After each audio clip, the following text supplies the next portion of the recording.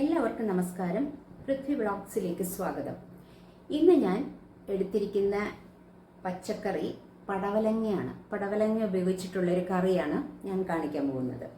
അതായത് നമ്മൾ സാധാരണഗതിയിൽ പടവലങ്ങയും പരിപ്പും ഇട്ട് കറി വയ്ക്കും.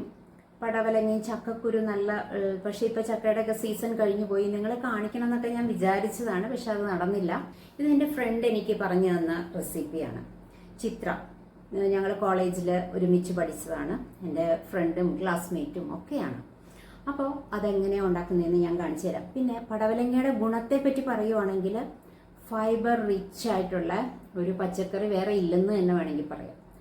നമ്മുടെ കഴിക്കുന്ന ഭക്ഷണം നല്ലപോലെ ഡൈജസ്റ്റ് ചെയ്യാനായിട്ട് പടവലങ്ങ കഴിക്കുന്നത് വളരെ നല്ലതാണ്. കാരണം ധാരാളം ഫൈബർ അടങ്ങിയിട്ടുണ്ട്. അപ്പോൾ കോൺസ്റ്റിപ്പേഷൻ ഒഴിവാക്കാൻ അതുകൊണ്ട് വളരെ നല്ലതാണ്.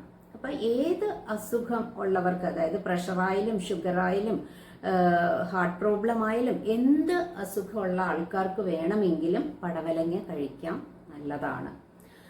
അപ്പോൾ പിന്നെ നമ്മുടെ അമിതവണ്ണം കുറയ്ക്കാനും എല്ലാം ഇത് സഹായിക്കും. അപ്പോൾ എങ്ങനെയാണ് ഞാൻ ഈ കറി വെക്കുന്നതെന്ന് കാണിച്ചു തരാം. 1/4 കപ്പ് തുവരപ്പരിപ്പ് എടുത്ത് വെച്ചിട്ടുണ്ട്. ഇത് വെള്ളത്തിലൊന്ന് കുതിർത്തി ഒരു 3-4 വട്ടം കഴുകി എടുക്കണം. ഇവിടെ 250 ഗ്രാം പടവലങ്ങ എടുത്തിട്ടുണ്ട്. പടവലങ്ങ പരിപ്പ് ഉപയോഗിച്ചിട്ടുള്ള എളുപ്പത്തിലുണ്ടാക്കാവുന്ന ഒരു കറി, വളരെ സ്വാദിഷ്ടമായ ഒരു കറിയാണ് ഉണ്ടാക്കുന്നത്. പടവലങ്ങ കുറച്ച് കനമുള്ള കഷ്ണങ്ങളായിട്ടാണ് കട്ട് ചെയ്ത് വെച്ചിരിക്കുന്നത്. എന്നിട്ടൊന്ന് 2-3 പ്രാവശ്യം കഴുകിയെടുക്കണം. അപ്പം പരിപ്പ് നല്ലപോലെ കഴുകി കുക്കറിലിട്ട് ഒരു വിസിലൊക്കെ വരുത്തിയാൽ മതിയാവും. നോക്കാം.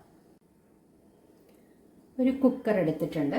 അതിനകത്ത് കുറച്ച് വെള്ളം വെച്ചിട്ടുണ്ട്. ഇനിയും സ്റ്റൗ ഓൺ ചെയ്യുകയാണ്. വെള്ളം ചെറുതായിട്ടൊന്ന് ചൂടായി വരണം. വെള്ളം പതുക്കെ ചൂടായി വന്നിട്ടുണ്ട്. ഇവിടെ ഞാനൊരു 1/4 കപ്പാണ് ഈ പരിപ്പ് എടുത്തിരിക്കുന്നത്. അത് ഇതിലേക്ക് ഇട്ട് കൊടുക്കാം.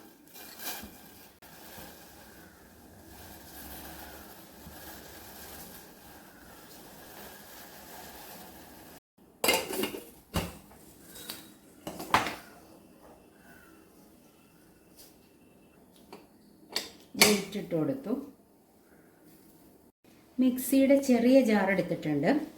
അതിലേക്ക് നമ്മൾ 1/2 കപ്പ് തേങ്ങ ചിരകിയത് ഇട്ട് കൊടുത്തു. ഒരു 1/2 ടീസ്പൂൺ ജീരകം, നല്ല ജീരകം, അതും കൂടെ ചേർത്ത് തരിതരിപ്പായിട്ട് അരച്ചെടുക്കണം. നമുക്ക് അരച്ചെടുത്തുകൊണ്ട് വരാം. തേങ്ങ ഒരുവിധം ഒന്ന് ചതച്ച് പോലെ എടുത്തിട്ടുണ്ട്.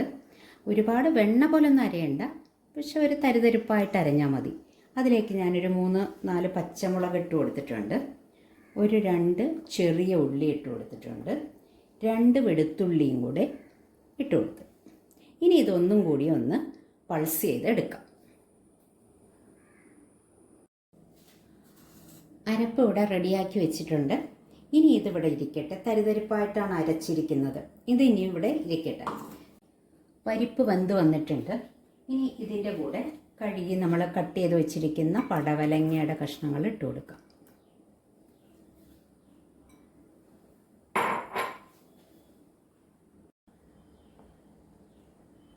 ആവശ്യത്തിന് ഉപ്പിട്ട് കൊടുക്കണം. പിന്നെ നമ്മൾ ഇതിലേക്ക് ചേർക്കുന്നത് മഞ്ഞൾപ്പൊടി, ഒരു 1/2 ടീസ്പൂൺ മഞ്ഞൾപ്പൊടി. എരിവിന് കാശ്മീരി മുളക് പൊടിയാണ് ഞാൻ ചേർക്കുന്നത്. അതൊരു 1 ടീസ്പൂൺ മുളക് പൊടിയും കൂടി ഇട്ട് കൊടുത്തിട്ടുണ്ട്.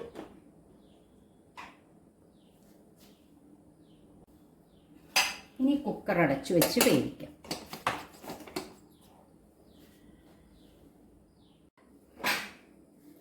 പരിപ്പ് പടവലങ്ങ കഷ്ണമൊക്കെ നല്ലപോലെ വെന്തിട്ടുണ്ട്. അത് ഞാനൊരു മൺചട്ടിയിലേക്ക് പകർത്തും. ഇനി നമുക്കിതിലേക്ക് അരച്ചു വെച്ചിരിക്കുന്ന ആ കൂട്ട് ചേർത്ത് കൊടുക്കാം.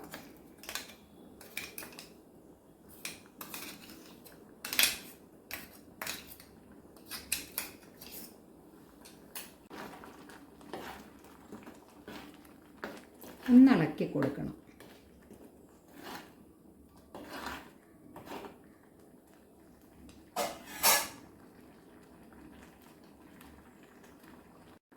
നല്ലപോലെ തിളച്ച് വന്നിട്ടുണ്ട്. ഈ സമയത്ത് നമുക്കിതിന് ഉപ്പ്, എരിവ് മുതലായവയൊക്കെ പാകത്തിനാണോ എന്ന് നോക്കാം. ഓരോരുത്തരുടെ ടേസ്റ്റ് അനുസരിച്ച് വേണമെങ്കിൽ കുറച്ചും കൂടെ ആഡ് ചെയ്ത് കൊടുക്കാം. ഇപ്പം ഇതെല്ലാം പാകമാണ്. അപ്പം ഞാനിത് സ്റ്റൗ ഓഫ് ചെയ്ത് വയ്ക്കുകയാണ്. ഇനി നമുക്കിതിലേക്ക് കടുകൊക്കെ ഒന്ന് പൊട്ടിച്ചിട്ടാൽ മാത്രം മതി. അതിന് ഞാനിവിടെ 1 ടേബിൾ സ്പൂൺ വെളിച്ചെണ്ണ എടുത്തിട്ടുണ്ട്. അത് ചൂടാകുമ്പോൾ നമുക്ക് കടുക് ഇട്ട് കൊടുക്കാം. 1/2 സ്പൂൺ കടുക് ഇട്ട് കൊടുത്തു. കടുക് പൊട്ടി വന്നിട്ടുണ്ട്. അതിലേക്ക് നമ്മൾ ഒരു ചെറിയ ഉള്ളി കട്ട് ചെയ്തതും 2-3 വറ്റൽ മുളകും കുറച്ച് കറിവേപ്പിലയും കൂടെ ചേർത്ത് ഒന്ന് മൂപ്പിച്ച് നമ്മുടെ കറിയിലേക്ക് ഒഴിക്കാം. ഉള്ളിയും മുളകും ഒക്കെ നല്ലപോലെ മൂത്ത് വന്നിട്ടുണ്ട്. ഇനി നമുക്ക് സ്റ്റൗ ഓഫ് ചെയ്തിട്ട് നമ്മുടെ കറിയിലേക്ക് ഒഴിച്ചു കൊടുക്കാം.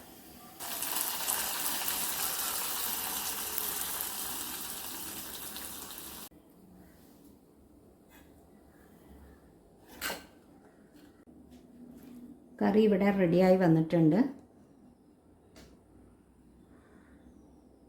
കണ്ടോ, ഒരുപാട് ഗ്രേവിയുമില്ല, എന്നാൽ തോരൻ്റെ പരുവുമല്ല. അങ്ങനത്തെ ഒരു കറിയാണ്. വളരെ ടേസ്റ്റിയാണ്. അപ്പോൾ എല്ലാവരും ഇതുപോലെ ഒന്ന് ചെയ്തു നോക്കൂ. അപ്പോൾ പടവലങ്ങാക്കറി ഇഷ്ടപ്പെട്ടെങ്കിൽ നിങ്ങളും ഇതുപോലൊന്ന് ഉണ്ടാക്കി നോക്കൂ. നിങ്ങളുടെ ഫീഡ്ബാക്ക് അറിയിക്കുകയും ചെയ്യണം. അപ്പോൾ അടുത്തൊരു വിഭവമായിട്ട് നമുക്ക് ഉടനെ തന്നെ കാണാം. Thank you for watching. By.